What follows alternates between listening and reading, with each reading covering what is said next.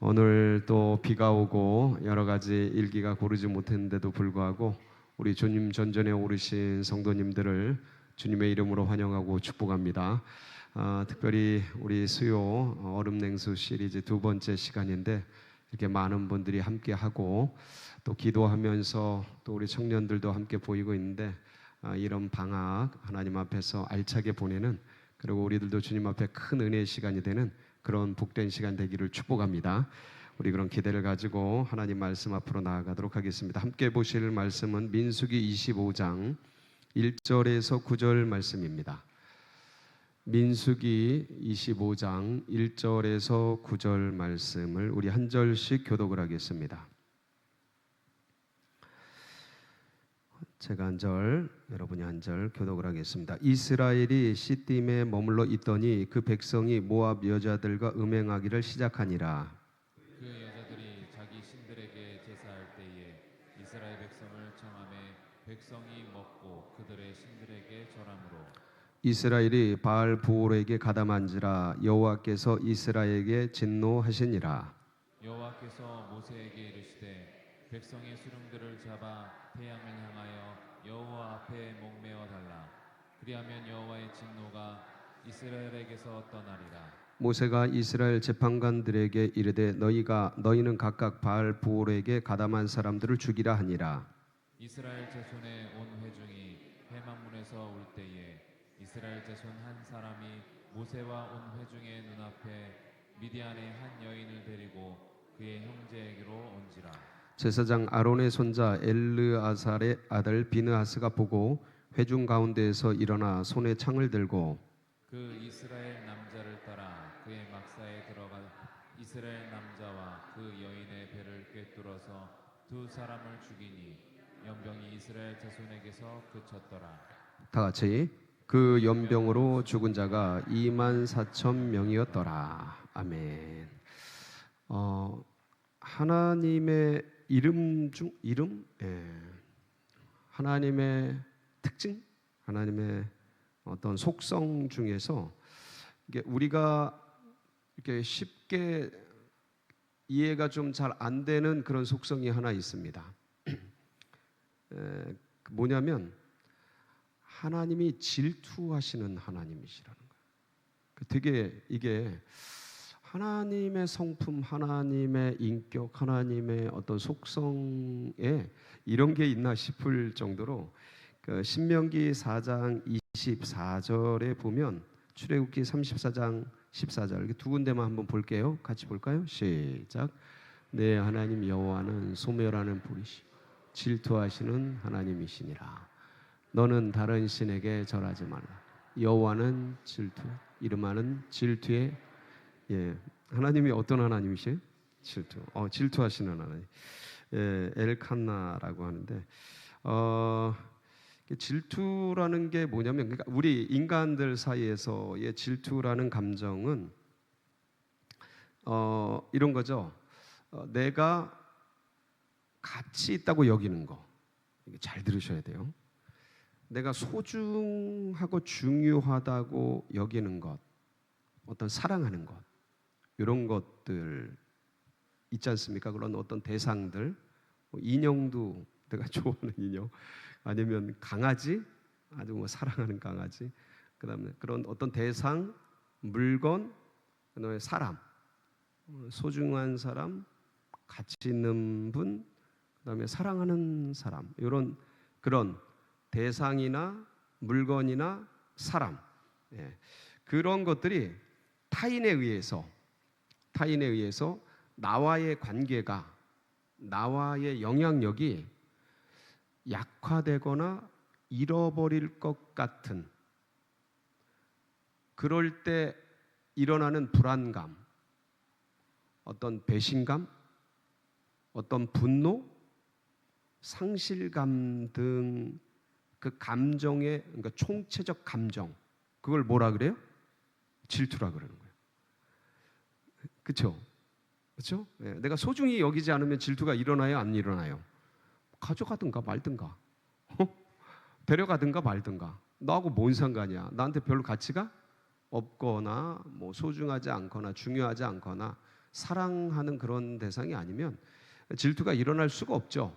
그래서 질투의 핵심은 나와의 관계 속에서 소중한 것, 귀중한 것, 가치 있는 것, 사랑하는 것을 타인에 의해서 잃어버리거나 약화되거나 상실될 것에 대한 어떤 총체적 감정인 거죠. 근데 하나님이 질투하시는 하나님이요.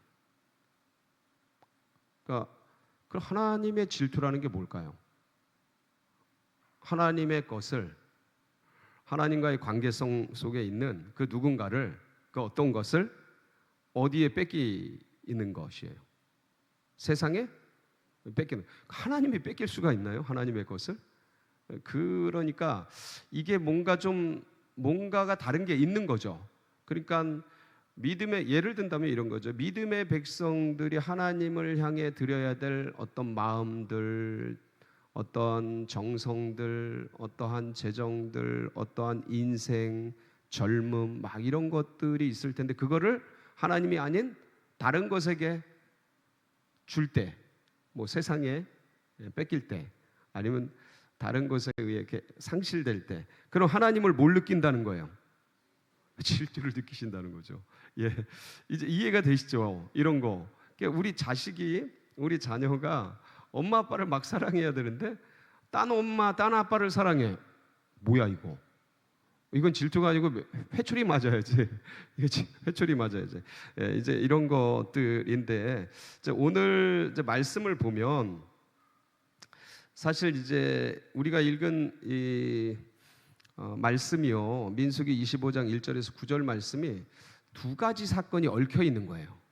두 가지 사건. 그러니까 하나는 어떤 사건이냐면 바알부올 사건이라는 사건 하나하고, 또 하나는 고스비 사건이라는 사건이, 이게 두 일이 같이 뭉쳐져 있어요. 그래서 그 비느하스 제사장이죠. 비느하스가 창을 들고 그 고스비라는 여자와 시므이라는 남자가 이렇게 음란한 짓을 하는 거를 창으로 던져서 이제 꿰뚫어서 죽여버리는 이 사건인데, 근데 이 사건을 하나님께서 뭐라 그러냐면 나의 질투로 질투한 비느하스에게 하나님이 엄청난 축복을 해주셔요. 이게 살인인데 엄청난 축복을 해주셔요. 그래서 근데 이 자체만으로 보면, 이 고스비 사건으로만 보면 이게 별로 어떤 뭐라 그럴까, 이렇게까지 해야 되나 하는 그러한 일이에요. 근데 앞에 바알부올 사건이 뭔지를 알면 이제 이게 연루되어 있는 거예요. 같이 따로 떨어져 있는 게 아니고 두 사건이 연결되면서 엄청나게 증폭이 되는 거죠. 그러니까 이제 앞에 있는 바알부올 사건이 어떤 건지를 좀 간단하게 우리가 이제 스케치를, 간단하게 될지 모르겠는데 요걸 알아야 돼요. 왜냐하면 요게 사실은 어떤 면에선 비느하스가 창을 드는 결정적인 일일 수도 있어요. 앞에 바알부올 사건이 이게 24,000명이 죽는 사건이거든. 그런 거가 진행되는데 시므이가 미디안 여자랑 사람들이 보는데 이 끌고 들어가서 천막에서 그 음란한 짓을 하니까 열이 팍 받아가지고, 그래가지고 창을 들고 들어가서 이제 찍어 죽인 거거든요. 그러니까 이게 이 앞에 있는 게 얼마나 큰 건지 그것을 같이 한번 보고, 그 다음에 이게 비느하스가 창을 든 사건이 어떤 의미가 있는지를 우리가 이제 같이 보면, 이게 이제 오늘 우리가 이걸 보려고 하는 게 왜 그러냐면 사실은 우리에게 질투심이 없어진 거예요. 그러니까 한국 크리스천들, 이게 뭐 세계 교회는 뭐 다 들여다볼 수가 없으니까, 그러니까 한국의 크리스천 그리스도인들에게 하나님의, 이 비느하스가 느낀 하나님의 질투, 이게 상실돼 버린 거예요. 그러니까 그냥 이게 구원받고 많은 종교, 기독교가 그렇게 타락했어요. 그러니까 천국 가고 많은 정도로 만족하는 종교화된 거죠. 그러니까 이것 자체가 하나님 앞에 엄청난 슬픔인데, 이제 중요한 건 뭐냐면 하나님의 가슴 속에 그 세상으로 떠나가는 크리스찬, 세상화되고 있는 다음 세대들, 세속화되고 있는 교회의 문제들, 이런 것들을 느끼시는 하나님의 가슴 속에 있는 질투, 하나님의 가슴 속에 있는 분노, 하나님의 가슴 속에 있는 아픔, 상실감을 느끼는 믿음의 백성들이 없는 거예요. 현실 속에서. 그러니까 이게 어떤 건지를, 그래서 왜 하나님께서 이 시대 가운데서 비느하스의 창을 찾고 계신지를 같이 좀 말씀을 좀 같이 보면서 우리 안에 그게 좀 회복되고, 거룩한 이런 질투, 거룩한 분노, 이런 것들이 다시 일어나서 주님의 마음을 좀 시원케 하는, 굉장히 이 비느하스를 엄청 칭찬하셔요, 주님이. 그러니까 답답한 거에 뻥 뚫리는 그걸 느끼신 거죠, 하나님이. 그러니까 하나님이 시원케 하는 거예요. 진짜 여름날 얼음 냉수 같이 이 비느하스가 하나님의 마음을 너무 시원케 하는 거예요. 크리스천들이 전부 자기 문제 때문에, 자기 그 문제 때문에 전부 빠져버렸어요. 이게 이제 사탄의 전략인데, 나 먹고 사는 것, 나 구원받는 것, 나 어떻게든 평안하고 잘 사는 것, 이게 완전히 싸구려. 그러니까 소중하고 중요한 문제이긴 한데, 문제는 크리스천들이 어릴 때 그러는 건 이해가 되는데, 이미 10년, 20년, 30년, 40년 예수의 도를 닦았는데도 그러고 있는 거죠. 이건 문제가 있는 거죠. 이건 어딘가에 빠진 거죠. 예수의 도를 오래도록 닦았는데도 의식과 사고가 그러고 있으면 이건 비극이죠. 기독교가 그런 종교가 아닌데, 그런 건 불교 가서, 그런 건 카톨릭 가서, 그런 건 저 이슬람 가서 찾아야 될 건데, 이 비느하스가 들었던 그 창을 들고 이 시대를 보면서 하나님의 분노, 하나님의 질투를 가지고 창을 들고 내 생을 거기에 던져서, 이래야 이게 진짜 기독교인데, 이 야성, 이 거룩한 분노, 이 질투, 이런 게 다 어느 순간 사라지고 없어지고, 어쩌면 저는 이곳에 오신 분들은, 이 날씨에 이 좋은 시간에 이곳에 오신 분들은 이제 그런 걸 사모하는 분들이라고 믿어요. 가슴 속에서 그 주님의 마음을 알고, 왜 노아가 하나님의 눈동자 안에 있는 그 은혜를 발견하잖아요. 그 심장, 하나님의 심장, 이 시대를 바라보면서 그 하나님이 얼마나 안타까워하실까, 얼마나 탄식하실까, 얼마나 질투하실까, 얼마나 분노하실까, 그걸 보면서 그걸 딱 끄집어서 가슴 속에 심어서 비느하스가 들었던 그 창을 이 시대 가운데서 들 수 있는 여러분이 그런 분들 되시길 축복합니다. 그럼요, 한두 사람만 일어나도 하나님의 마음이 시원해지는 거예요. 이 수많은 사람, 2만 4천 명이 죽잖아요. 비느하스가 창을 들어서 그 염통을 확, 그 남녀 여자 아주 그냥 그 음란한 짓 하는 그 염통을 팍 뚫을 때, 그때 멈춰요, 하나님의 진노가. 그때 죽은 사람이 몇 명이라고요? 2만 4천 명이 죽어요. 그만큼 하나님이 분노하시는 거예요. 하나님 분노하시고, 그런데 그걸 멈추게 하는 엄청난 하나님의 마음을 시원케 하는. 그래서 그럼 도대체 바알부올의 사건이 뭐냐? 오늘 말씀 3절에 보면, 오늘 말씀 한번 3절 볼게요. 같이 볼게요. 시작. 이스라엘이 바알부올에게 가담한지 여호와께서 이스라엘에게 진노. 이게 바알부올이 뭐냐면, 바알을 섬기는 그런 어떤 우상 숭배에 가담하게 된 거예요. 근데 이게 그냥 그 모압 여자들이 그냥 온 게 아니고, 이게 어떤 한 전략이야, 전략. 그러니까 이스라엘을 우상 숭배 빠뜨리게 하기 위한 전략적 어떤 전술에 의해서 넘어간 거예요. 그럼 이 전략을 누가 썼냐? 이게 이제 발람이라는 사람이 나와요. 선지자인데, 기독교, 지금으로 말하면 기독교 목사예요. 목사하고 예언자예요. 은사가 많은 사람이에요. 근데 이 사람이 발람하고 발락이라는 사람이 있어. 발락은 모압 왕이야. 근데 모압 왕이 이스라엘 백성들이 출애굽해서 쫙 나와가지고 그 광야를 지나가지고 그 다음에 요단 동편의 바산왕 옥과 그 다음에 아모리 왕 시온을 박살내버려요. 박살내고 막 쳐들어오니까 그 변방 옆에 있던 모압 왕 이 발락이 덜덜덜 떠는 거야. 저 큰 나라의 왕들도 다 부셔버리니 우리 같은 모압 같은 나라는 한 방에 죽어버리겠다, 멸망하겠다, 막 그래가지고 이걸 어쩌지? 그러면서 그때 유명한 예언자인 발람을 초대해요. 발람을 초대해서 뭐 하려고 그러냐면, 그 발람이 유명한 예언자이기 때문에 여호와의 예언자예요. 그러니까 저 진짜 아주 불처럼 막 번져오는 저 출애굽한 난민들을 저주해달라고 발락이 발람을 초대합니다.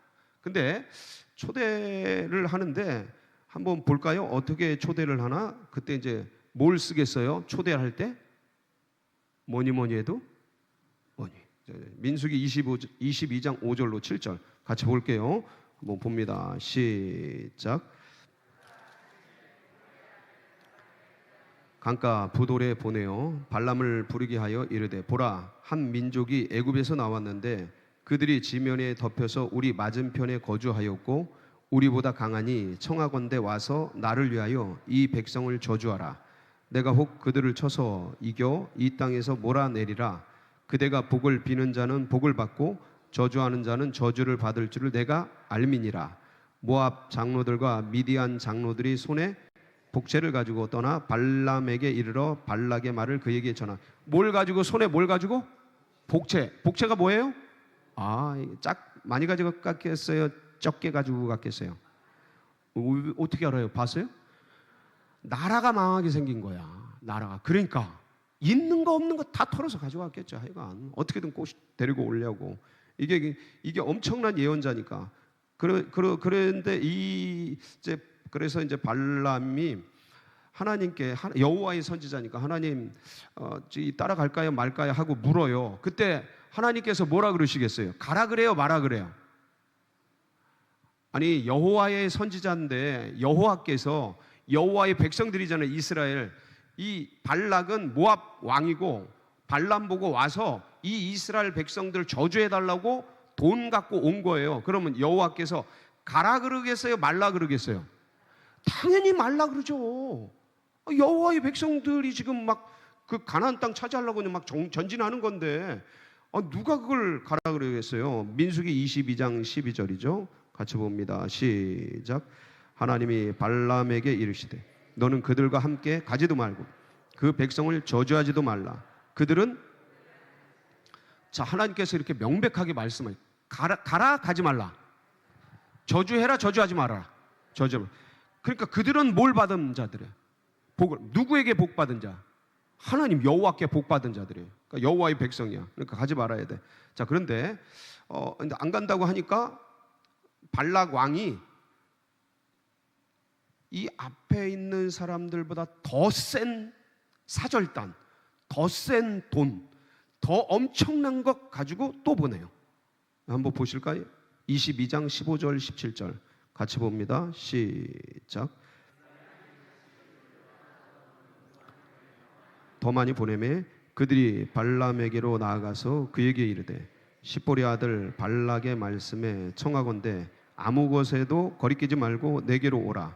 내가 그대를 높여 크게 존귀하게 하고 그대가 내게 말하는 것은 무엇이든지 시행하리니 청하건대 와서 나를 위하여 이 백성을 저주하라 하시더이다.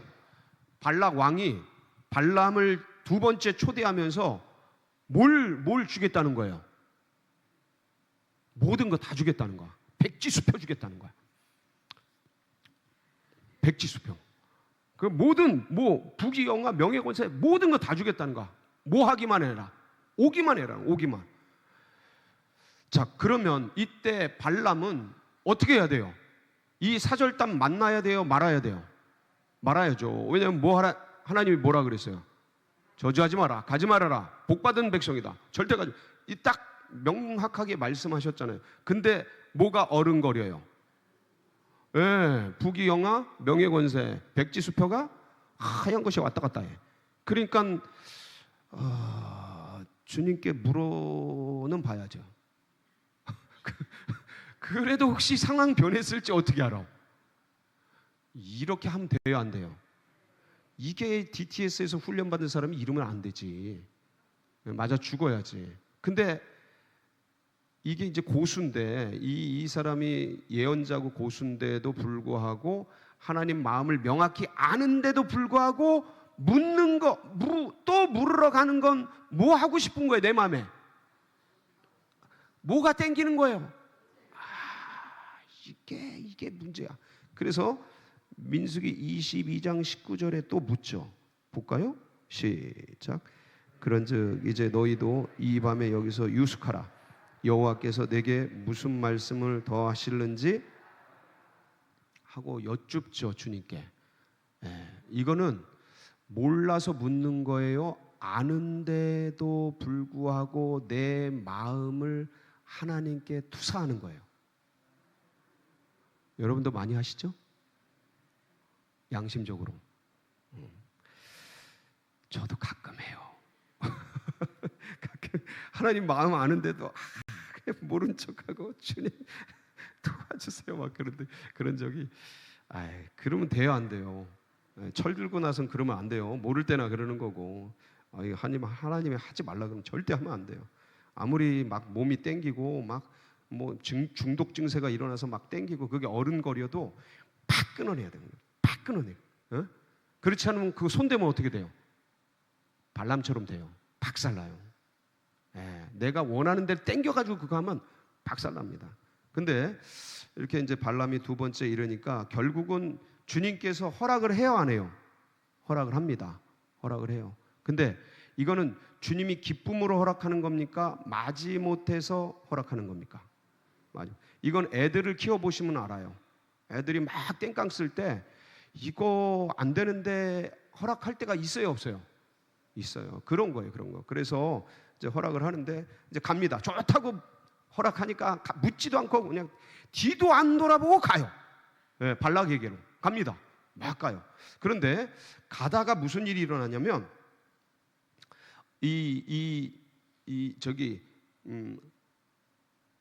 나귀를 타고 가는데 이 나귀가 자꾸 피하는 거야. 딴 데로 가는 거야. 그러니까 보니까 그러니까 이 발람의 눈에는 안 보여. 근데 이 나귀의 눈에 뭐가 보이기 시작하냐면 하나님의 불꽃 같은 천사가 눈앞에서 칼을 뽑고 가까이 오면 죽이려고 막 이렇게 서 계신 거야. 그러니까 나귀가 가다가 자꾸 피해. 근데 이 채찍을 자꾸 이게 어디로 자꾸 가? 이 발람은 지금 베는 게 있어요, 없어요? 짐승 새끼도 보는데 못 봐. 아니 짐승도 보는데 그걸 못 본다니까. 뭐에 빠진 거예요 지금? 이거에 빠진 거예요 그냥. 안 배, 보이는 게 없어요 지금. 근데 이게 자꾸 나귀가 딴 데로 가니까 또 채찍질하, 또 딴 데로 가니까 왜냐면 자꾸 피해, 또 채찍질, 자꾸 하니까 자꾸 때리니까 나중에 나귀가 뭐를 해요? 어떻게 이렇게 잘하셔? 성경 진짜 잘해. 나귀가 말을 해. 내가 언제 당신 말 거역한 적이 있냐고 막 그러면서 나귀가 말을 해. 그러면서 눈이 밝게 펴져. 눈이 밝아지면서 뭐가 보여요? 민수기 22장 23절부터 31절인데 한번 쭉 볼게요. 자, 시작. 길에서 벗어나 밭으로 들어간지라 발람이 나귀를 길로 돌이키려고 채찍질하니 여호와의 사자는 포도원 사이 좁은 길에 섰고 좌우에는 담이 있더라. 나귀가 여호와의 사자를 보고 몸을 담에 대고 발람의 발을 그 담에 짓누르매 발람이 다시 채찍질을 하니 여호와의 사자가 더 나아가서 좌우로 피할 데 없는 좁은 곳에 선지라. 나귀가 여호와의 사자를 보고 발람 밑에 엎드리니 발람이 노하여 자기 지팡이로 나귀를 때리는지라. 여호와께서 나귀 입을 여시니 발람에게 이르되 내가 당신에게 무엇을 하였기에 나를 이같이 3번을 때리느냐. 발람이 나귀에게 말하되 네가 나를 거역하기 때문이니 내 손에 칼이 있었다면 곧 너를 죽였으리라. 나귀가 발람에게 이르되 나는 당신이 오늘까지 당신의 일생 동안 탄 나귀가 아니냐. 내가 언제 당신에게 이같이 하는 버릇이 있었더냐. 그가 말하되 없었느니라. 그때 여호와께서 발람의 눈을 밝히시매 여호와의 사자가 손에 칼을 빼들고 길에 선 것을 그가 보고 머리를 숙이고 엎드리. 그때서야 비로소 눈이 밝아져서 이렇게 보이기 시작하는 거야. 뭐가요? 여호와의 사자가 칼 빼고 막 내려치려고 그러는 게 보이기 시작. 막 엎드려서 하나님 앞에 하나님. 그러니까 그때서 눈이 밝아졌다는 건 뭐냐면 그 전에는 뭐에 사로잡혀 있는 거예요? 이 돈에 사로잡히고, 그러니까 막 보이는 게 없는 거야. 예? 명예 권세에 막 사로잡히고. 그러니까 거기 가가지고 뭐 하겠어요? 그 발락의 요구대로 뭐 하겠어요?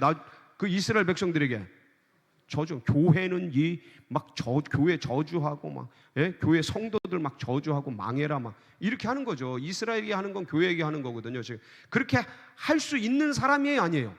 그렇게 할 수 있는 사람이에요. 근데 이 여호와의 사자 사건을 통해서 정신이 번쩍 나게 하는 거예요. 절대로 하나님 말씀 외에는 말하지 말아라.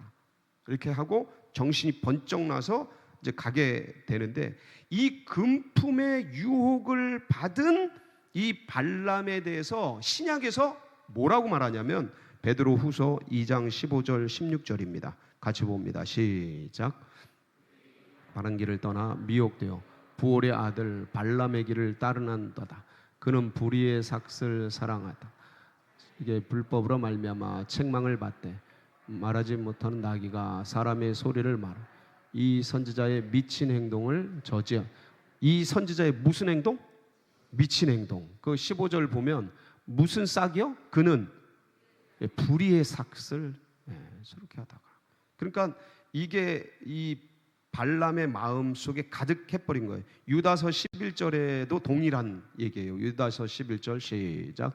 화 있을진저 이 사람들이여 가인의 길에 행하여서 삭슬 위하여 발람의 어그러진 길로 몰려갔으며 고라의 벽을 따라 멸망을 받았다. 여기 가인, 발람, 고라, 이게 세 명의 어그러진 길을 간 사람들이 나오죠. 근데 발람은 불의의 삭슬 따라간 사람, 하나님의 사람이에요. 크리스찬이고 예언자예요. 그러니까 목사예요. 근데 불의의 삭스에 눈이 멀어버린 거죠. 여러분 이거 굉장히 많습니다. 성, 그다음에 이런 어떤 금품, 그다음에 어떤 중독 이런 거가 들어와 버리면 정신없어요.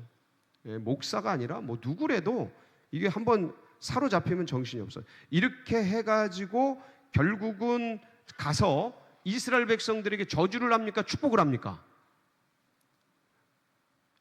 이렇게 해서 저주를 하면 죽죠.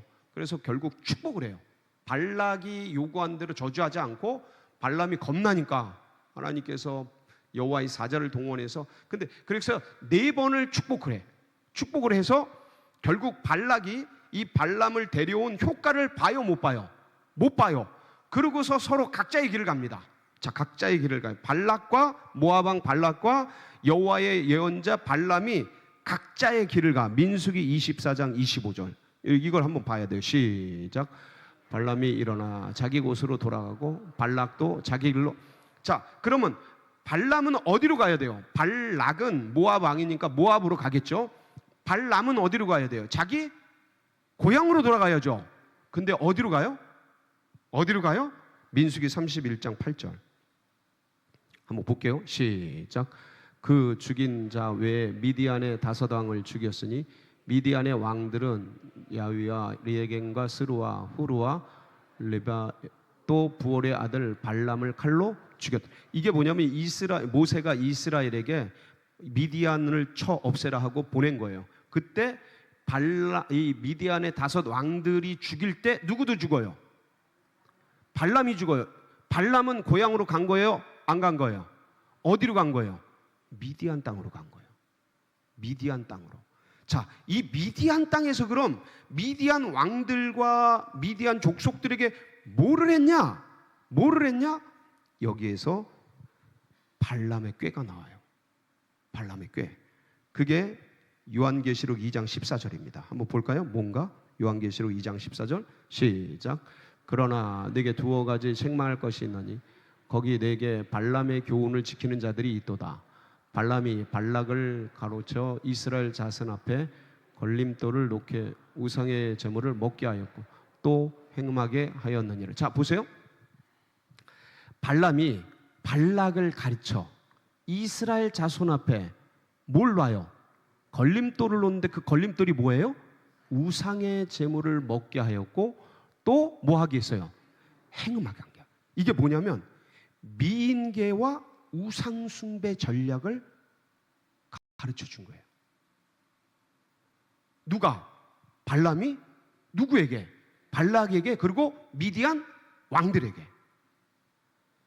민수기 31장 15절 16절에 보면, 그래서 한번 볼게요. 여기 보면 명확하게 나와요. 시작. 모세가 그들에게 이르되 너희가 여자들을 다 살려두었느냐?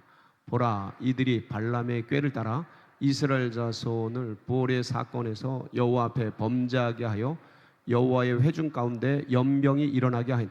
그러니까 이게 뭐냐면 이 여자들 왜 지금 미디안 가가지고 다 쳐 죽이라 그랬는데 이스라엘 백성들이 이 미디안 여자들을 살려가지고 온 거예요. 이 여자들을 왜 살려놨느냐? 다 죽여야지. 니들이 발람에 의해서 이 부올의 사건에서 여호와 앞에 범죄하게 한 여호와의 회중 가운데 연병이 일어나게 한 사건 그거 잊었느냐? 하고 말하고 있는, 책망하고 있는 내용입니다. 그러니까 이게 그 여인들을 보내서 행음하게 하고 우상숭배하고 한 걸 누가 한 거예요? 이 전략을 누가 가르쳐 준 거예요? 발람이 가르쳐 준 거예요. 여러분, 여호수아서에 보면 아간의 죄가 나와요. 아간한 사람이 그 가지지 말아야 될 재물들을 갖게 돼요. 그래서 이스라엘이 전쟁에서 어떻게 돼요? 져요. 한 사람이 죄를 짓는데 나라가, 민족이 지는 거예요.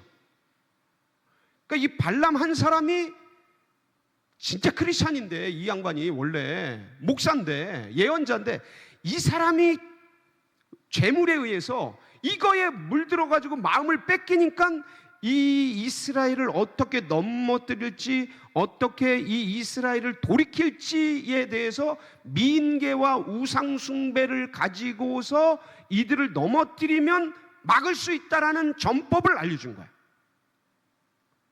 그래서 오늘 우리가 읽은 이 민수기 25장 1절 말씀이 시작되는 거예요. 거기 뭐라고 되어 있어요?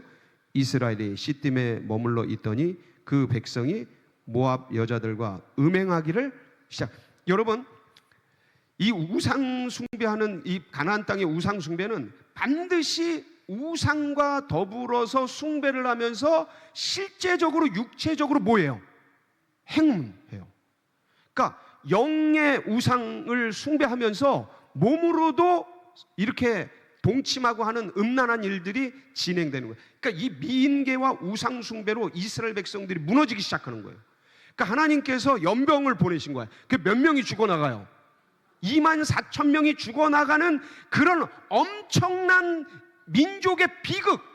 지금 교회들이 수없이 이 코로나로 무너지고 있는 그런 엄청난 비극 속에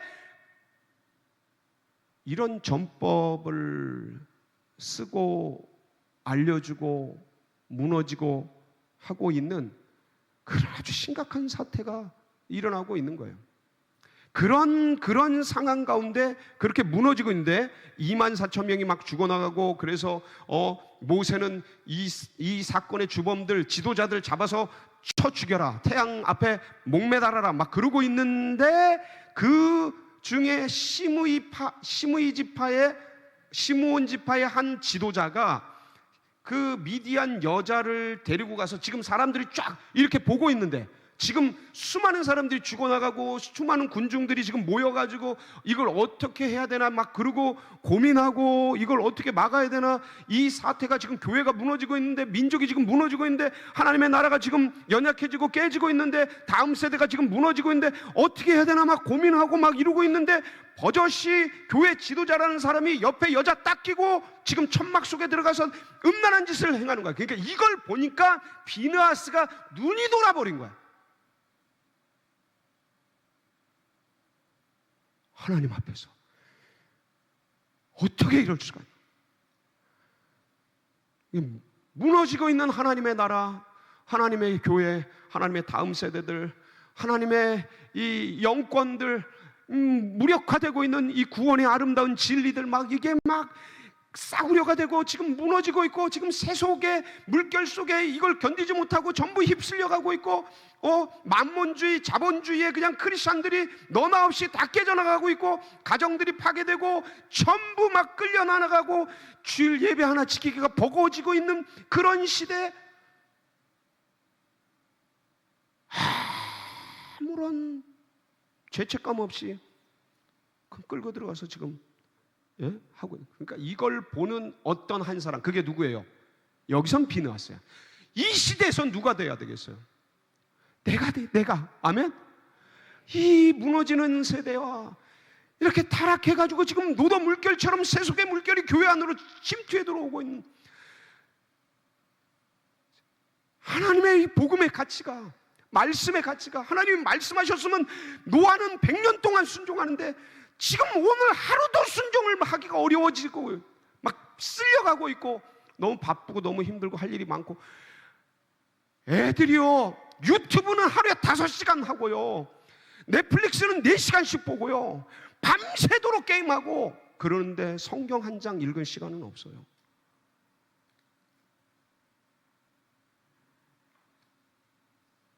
이게 그럼 애들의 문제인가? 애들이 그렇게 되도록 우리 부모 세대는 뭐 했을까? 너무 바빠. 애들 보기엔 너무 바빠. 할 일이 너무 많아. 가정의 영성, 그런 거는 교회에서 그냥 다 휩쓸려 그래.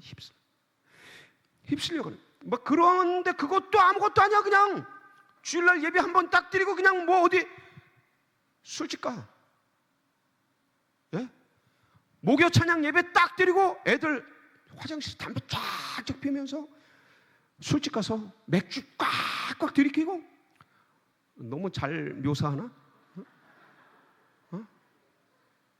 그러면서 망가지고 쓰러지는데 보는데 아무렇지도 않아. 비누아스처럼 하나님의 분노와 하나님의 질투가 일어나서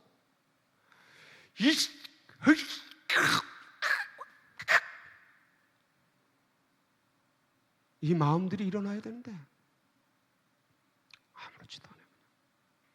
너는 너고 나는 나야. 아무렇지도 않아. 다 죽어버린 거지.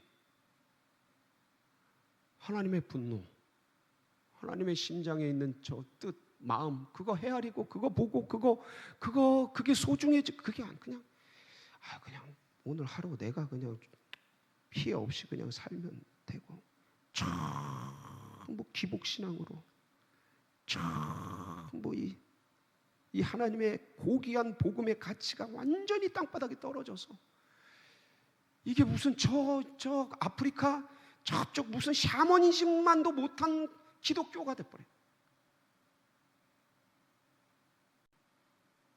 토테미즘, 개미 믿고 모 믿고 이런 것보다 못한, 나 하나 개인의 마음 하나만 건드리고 마는 그런 종교화시키는 이 시대 속에 이걸 보면서도 아무렇지도 않아. 다음 세대가 완전 무너지고 있는데 아무렇지도 않아. 사랑하는 성도 여러분, 이때 비누아스가 창을 든 거예요. 하나님의 마음을 가지고. 그리고 뛰어 들어가서 창으로 찍어 죽인 거예요. 근데 이 시대는 창을 들고 뛰어 들어가서 죽이면 돼요, 안 돼요? 그런 거 하라는 말 드리는 거 아닙니다. 예? 그 살인죄로 끌려가요. 살인죄로 끌려가요. 물론 보네퍼라는 사람은 독일의 목사님 아니에요? 2차 대전 히틀러가 막 독일 교회를 그냥 전부 이단화시키고 우상화시키고 막 그러면서 다 무너뜨리고 다 죽이고 잡아 죽이고 할 때, 그때 보네퍼는 일어나서 자동차로 지금 막 죽이고 있는데 목사들이 그 장례식이나 인도하고 있으면 안 된다. 저 운전대를 뺏어야 된다. 그러면서 히틀러를 암살하려고 보네퍼 목사님이 그 암살조에 가입했다가 걸려서 그 해방되기 2년 전에 잡혀서 죽어요. 교수형에 처해 죽는데, 그때 했던 유명한 말씀이 있어요. 히틀러를 잡아서 죽이는 이 살인죄는 나에게 돌려라. 그래도 나는 이 책임을 내 가지고 내가 히틀러를 그 차에서 끌어내릴 거다. 그러면서 그 암살조에 가입을 한다고요. 그런 사람은 그건 아주 특별한 거고, 여러분 이런 시대에 막 그러면 안 돼요. 뭐 누굴 죽이라는 소리가 아니고, 내게 주신 지성, 내게 주신 외모, 여기 이쁜 사람, 멋진 사람 많네. 보니까 젊은이들 지성 갈고 막 능력, 실력 갈고, 노하우, 나에게 준 달란트 이런 거 많이 있잖아요. 그걸 들어서, 그 창을 들어서 주님을 위해서 지금 저 휩쓸려가는, 세속으로 휩쓸려가고 세상으로 끌려가는 그 성가 게임과 중독과 수많은 인터넷 유튜브, 여기에 그냥 매몰돼서 세상 신에 끌려가고 있는 저 다음 세대들, 지금 크리스찬들, 지금 잠자고 있는 영혼들, 지금 하여간 나에게 주신 그 무엇이, 어떤 분들은 예쁨, 멋짐, 그걸 가꾸고서라서, 예? 어떤 분들은 돈 주신 거, 아니면 뭐 사업, 직장 주신 거, 뭘 가지고서라도 죽어가는 저 영혼들을, 끌려가는 저 영혼들을 주님께로 인도하겠다라는 그 비느하스의 창, 그걸 들으라는 거죠. 예?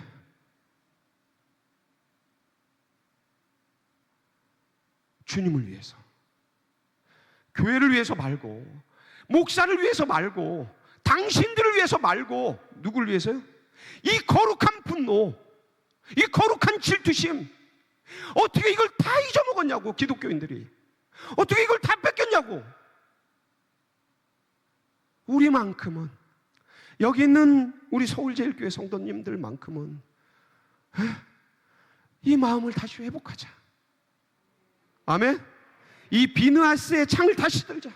주님께 내게 주신 달란트, 은사, 뭐가 됐든, 커피 만드는 거 하나라도 해서 애들 주고 해서 애들 끌어와서, 야 니네들 교회가, 뭐든 어떤 것이든 내가 쓸 수 있는 게, 뭐 돈 있으면 돈으로라도, 여러분 돈을 쓰세요. 애들에게 요절 한 절은 만원, 요절 한 절 외우면 만원씩 줘. 그냥 뭐 그 돈 싸들 뭐 할 건데, 이제 돈이 없다고요?